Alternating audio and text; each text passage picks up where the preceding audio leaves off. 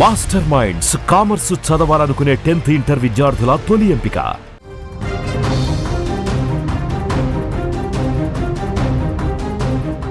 అమ్మ ఈ రెండక్షరాలలో ఎంత ప్రేమ ఉంటుంది. బిడ్డకు చిన్న దెబ్బ తగిలినా విలవిల్లాడిపోయేటువంటి మాతృ హృదయం కనిపిస్తుంటుంది. తన శారీరక సుఖం కోసం తాజాగా ఒక తల్లి చేసినటువంటి పని సంచలనంగా మారింది. కన్న బిడ్డనే గొంతు నులిమి చంపేసినటువంటి రాక్షసి ఆ ఘటన బయటికి వచ్చింది. మన మనుషుల మధ్య ఉంటున్నామా లేక మృగాల మధ్య అనిపించేటువంటి దారుణమైనటువంటి ఘటన ఇది. గన్నవరం ఎస్టీ కాలనీలో జరిగినటువంటి ఘటన వింటే మీ గుండె తరుక్కుపోతుంది. కడుపున పుట్టిన బిడ్డ కంటే ప్రియుడే ఎక్కువైనటువంటి ఒక తల్లి చేసిన ఆకృత్యానికి నిదర్శనం ఈ ఘటన. గన్నవరానికి చెందిన బల్లాని తరుణ్ కుమార్, ఆశాజ్యోతి 8 ఏళ్ల క్రితము ఎంతో ఇష్టంగా ఒకటయ్యారు. వీరికి ఒక పాప, ఒక బాబు. అందమైన కుటుంబం. కానీ ఆశాజ్యోతి తప్పుడు మార్గం ఆ కుటుంబాన్ని రోడ్డున పడేలా చేసింది.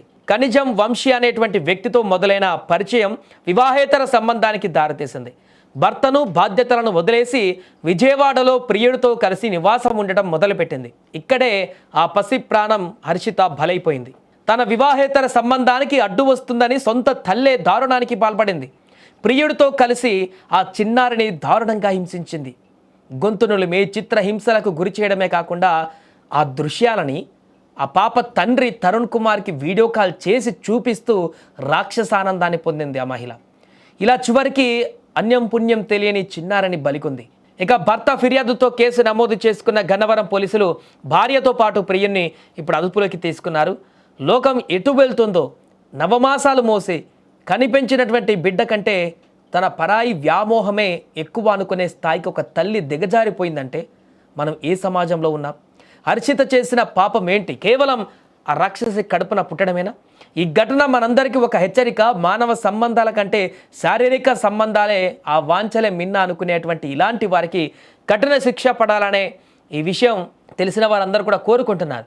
ఏదేమైనా ఇలాంటి ఘటనలు అత్యంత బాధాకరంగా కనిపిస్తుంటాయి. కన్న బిడ్డలనే కన్న తల్లిదండ్రులు చంపడం అంటే అసలు అది ఎంత దారుణమైనటువంటి విషయం. మధ్యకాలంలో వరుసగా కొన్ని సంఘటనలు చూస్తున్నాం. ఒకటి, భార్యాభర్తల మధ్య జరిగినటువంటి గొడవల కారణంగా ఇద్దరిట్లో ఎవరో ఒకరు బలవన్మరణానికి పాల్పడేటువంటి ముందు ఆ పిల్లలు కూడా నేను లేకపోతే బతకలేరేమో అనేటువంటి అతి ఆలోచనతోటి వారిని చంపేసి వీరు చనిపోతున్నటువంటి ఈ యొక్క ఘటనలే అత్యంత దారుణంగా తల్లిదండ్రుల యొక్క మానసిక స్థితి ఏ రకంగా మారుతుందో తెలియడానికి కారణమవుతుంటే, ఇప్పుడు ఈ తల్లి చేసినటువంటి ఘటన అయితే ఇంకా దారుణాతి దారుణంగా మారింది.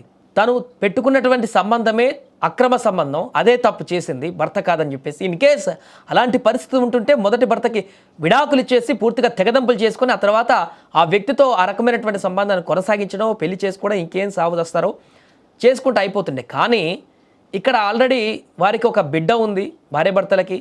ఆ బిడ్డ ఉన్నాక కూడా అక్రమ సంబంధం పెట్టుకుంది. అతనితో ఆ వ్యామోహంలోకి పడిపోయి, ఆ శునకానందంలోకి పడిపోయి, అంతేకాకుండా తన భర్తకి ఫోన్ చేసి బిడ్డను చంపేటువంటి చిత్రహింసలు పెడుతున్నటువంటి దారుణమైనటువంటి ఘటనల్ని భర్తకి చూపిస్తూ హేళన చేస్తూ ఈ రాక్షసత్వానికి పాల్పడిందంటే ఆమె హృదయం ఎంత రాక్షసత్వంగా మారిందనేది మనకు అర్థమైపోతుంది. ఇలాంటి వ్యక్తులు రేపొద్దున ఇంకే బిడ్డలని చూసుకోవడానికి కానీ, ఇంకెవరిని కూడా వారిని ప్రేమగా చూసుకోవడానికి కానీ అర్హులైనటువంటి వ్యక్తులు కాదు. ఇప్పుడు అక్రమ సంబంధం పెట్టుకున్నటువంటి ఆ వ్యక్తిని కూడా ఇలాంటి మనస్తత్వం ఉన్నటువంటి తల్లి అతనితో వెళ్ళిన అతన్ని కూడా ఏదో ఒక చంపేటువంటి పరిస్థితి, ఆ వ్యక్తి కూడా ఈమెను ఏదో ఒక రోజు చంపేటువంటి పరిస్థితి ఏర్పడవచ్చు. అంత దారుణమైనటువంటి రిలేషన్షిప్ కనిపిస్తుంది వీళ్ళ మధ్య మనకు. చంపేసి రాక్షసానందం పొంది భర్తకి ఆ వీడియో కాల్ పెట్టి మరి ఆ యొక్క వ్యామోహం కోసం ఇంత దారుణానికి పాల్పడుతున్నారంటే వాళ్ళు ఎంత క్రిమినల్ మైండ్ సెట్లోకి వెళ్ళిపోయారో, ఎంత దారుణమైనటువంటి పరిస్థితుల్లోకి వెళ్ళిపోయారనేది అర్థం పడుతుంది. ఏదైనా ఈ ఘటన ప్రస్తుతానికి అక్కడున్న వారందరినీ కూడా తీవ్ర భయాందోళనకు గురి చేస్తుంది అండ్ దిగ్భ్రాంతికి గురి చేస్తుంది. ఇలాంటి వ్యక్తులని వదలకూడదంటూ కూడా వారు డిమాండ్ చేస్తున్నారు. మా పాపని పలానాడు చంపాడు, గన్నవరంలో ఉంటాడు, కనజం వంశీ అనేవాడు. ఏం జరిగింది అనేది ఏంటనేది తెలియదు. విజయవాడలో జరిగింది ఇది. విజయవాడలో పలానా చోట వర్క్ చేస్తాడు, కొరియర్ దాంట్లో చేస్తాడు. పిల్లల్ని అవసరం సంపాదిస్తుంది ఏంటంటే 4 రోజులుగా మా ఆవిడకన్నా ఆడికి అక్రమ సంబంధం ఉంది.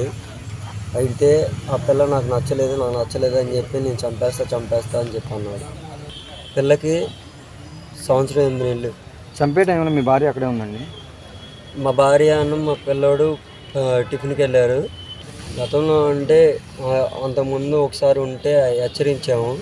దాన్ని బట్టి హెచ్చరించితే కొన్ని రోజులు బాగానే ఉండింది. తర్వాత మళ్ళీ ఇలా మళ్ళీ ఇద్దరు చాటింగ్ చేసుకొని మళ్ళీ కలిసి ఏమన్నా కేసు పెట్టేవారా మీరు?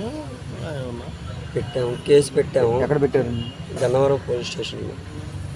ఇద్దరు పిల్లలు ఎలా చంపాడు? ఏ విధంగా చంపాడండి పాపను? అది గోరులతో గీరి పిల్లల్ని పొట్ట మీద నొక్కేసి పిల్లల్ని గాలట్లేదని చెప్పి వచ్చి మా ఆవిడకి అదే ఆ పిల్లకి చెప్పడం, తిరిగి వచ్చి చెప్పడం అలా చేసాడు మా ఆవిడ. పిల్ల చనిపోయింది. పిల్ల చనిపోయింది.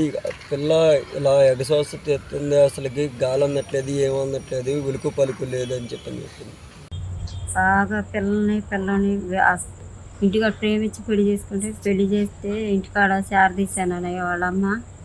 ఆ అమ్మాయి వాళ్ళ అమ్మకు బాగోలేదని హాస్పిటల్కి వెళ్ళి పడిపోయింది. మా అమ్మ అత్తయ్య నేను వెళ్తాను అత్తయ్య అంటే సరే అని పంపించాను. పంపిస్తే సరే అని చెప్పి వెళ్ళి వాళ్ళ మా అమ్మ వాళ్ళ ఇంటికాడ ఉన్నాను అత్తయ్య అని మళ్ళీ రాత్రి వచ్చి పిల్లోని కూడా తీసుకొని వెళ్ళిందయ్యా. తీసుకొని వెళ్ళి తెల్లారి పొద్దున్నే పిల్ల చచ్చిపోయిందని చెప్పి ఫోన్ చేసిందయ్యా. ఆ అమ్మాయి అని ఉంచుకున్నాడు కలిసి చంపేశారు. ఈ ప్రేమించి పెళ్లి చేసుకోవటం వలన తల్లి మాతో మాట్లాడతారు. మా అబ్బాయిని రానివ్వట్లే వాళ్ళ అమ్మ. ఈ అమ్మాయి వెళ్తుందో అంటే వాళ్ళ అమ్మకు కూడా ఇవన్నీ తెలుసు అంటారా? వాళ్ళ అమ్మకి తెలుసో తెలీదో పాప పుణ్యం నాకైతే తెలియదయ్యా. వాళ్ళమ్మ మీరు ప్రేమించి పెళ్లి చేసుకున్న ఇంటికి సేవలోకి నా ఇంటికి రావద్దు చేయొద్దు అంది.